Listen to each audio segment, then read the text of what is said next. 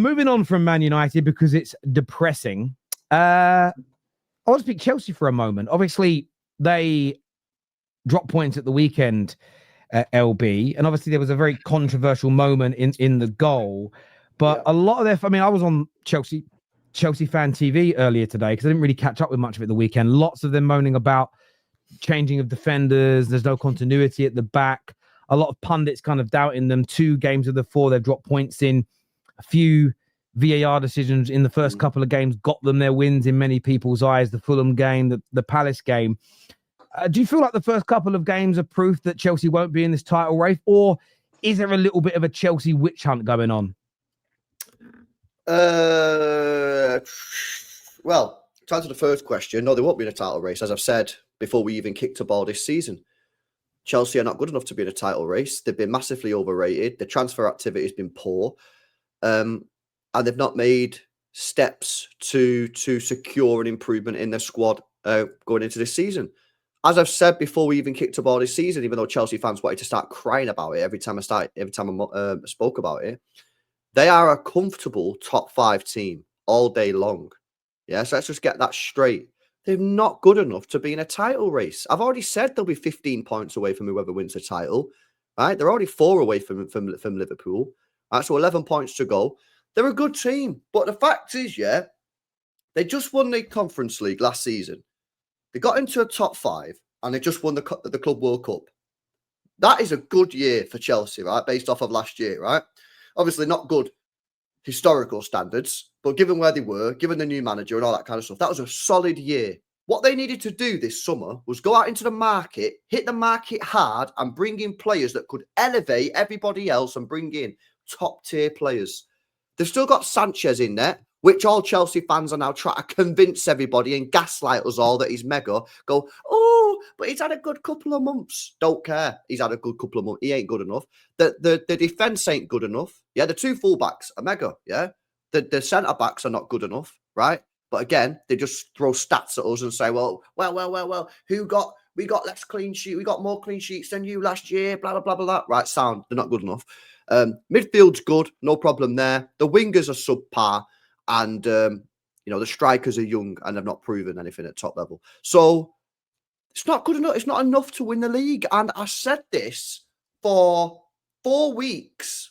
Yeah. And all I've ever got of Chelsea fans is crying people asking why on earth I don't think they'll be in a title race. And here we are. And people are asking questions. They're not good enough. They don't have the players to win the league. They won't even have the players to be in and around the title. Right? But we'll let all this unfold and I will be proven right come the end of the season. And then next year, maybe Chelsea will realise their mistakes and go out and buy some top tier players. They've just spent, right, nearly 100 million quid on Gittins and Garnacho combined. What is all that about? Why don't you just go and buy a proper winger who's actually elite level winger instead of buying these two players that nobody knows if they're going to be good enough for? I just think it's wild, man. And I find it even more wild that the Chelsea fans are try to convince themselves that they're actually this mega team. They're not. They're a good team, top 5 comfortably. They'll be nowhere near the title. And I've said it before we even kicked a ball. And I'm actually stunned how much Chelsea fans argued with me at the start of the season. But I will be proven right. I will be proven right 100%. And they're already 4 points behind Liverpool. And I said 15 by the end of the season. So 11 to go. We'll see how. Maybe that might be done by Christmas. Who knows? Well, what are you saying, Dan? I mean, obviously they dropped points in 2 of their opening 4 games. They play Bayern Munich this week, which is a big test, and they go away to Manchester United. How do you see them getting on in the next couple of games, especially away to Bayern Munich? Because obviously they had a brilliant time at the Club World Cup by winning it, but a lot of people are saying, listen, the Champions League is really going to test. It's tomorrow night, not tonight, of course, but away at Bayern Munich, how do you see Chelsea getting on? Be surprised if they got a result away at Bayern Munich. If you had to ask me who's going to win the game, I'd say Bayern Munich. But would it surprise me if Chelsea would have got a draw or a win? Even a win may surprise me a little bit. But with Chelsea again, it's the exact same thing. I was on Straight Facts with LB and I said the exact same thing. I said it to Dom when I was on Straight Facts. Arsenal will finish 15 points above Chelsea. And every Chelsea fan's first thing is, oh, but when did you last win the league? When did you last win the league?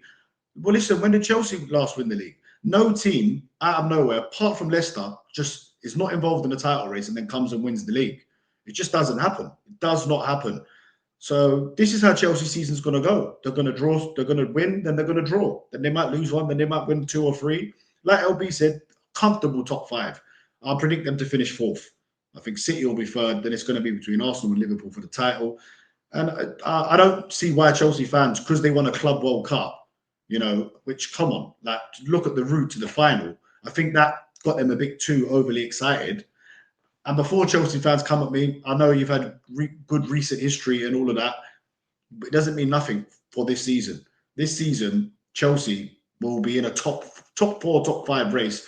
They could be comfortable, but Newcastle will be in that race as well. So that they could be battling for top 4 or top 5. Big games. Look, they've got you lot next, right? Is it at Old Trafford? Yeah. Yes, it is. Yeah. Oh, yeah. I fancy them to win that, to be fair. But yeah, I mean, Chelsea, look, I think they could actually go, they'll have more of a chance in the Champions League than the Premier League. I don't think they'll win the Champions League, but I think they could possibly go to the quarters or the semi-finals.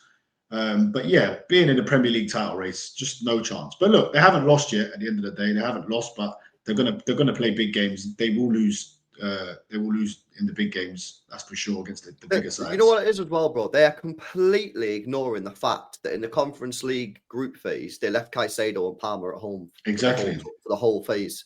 Whereas now, Caicedo and Palmer are going to be playing in the Champions Leagues, which are also harder games as well. So not only are they harder games, but you have to put more effort into it and more mental energy, you also got to play Palmer and Caicedo again. They're just and the injuries are catching up with him now as well. Yeah, because they haven't had a break. They've not had a break. So there'll be a time. Do you remember last season when they were in the title race and then they didn't win a game after Maresca said they weren't? They didn't win a game for about 7 games in a row. They'll have that this season. They'll have that. Yeah. They'll hit the red zone because they've not had a break. And like you said, when sometimes there was a winger who came on the other day and I thought I know my football. And I went, who's this guy? I don't even know who he is.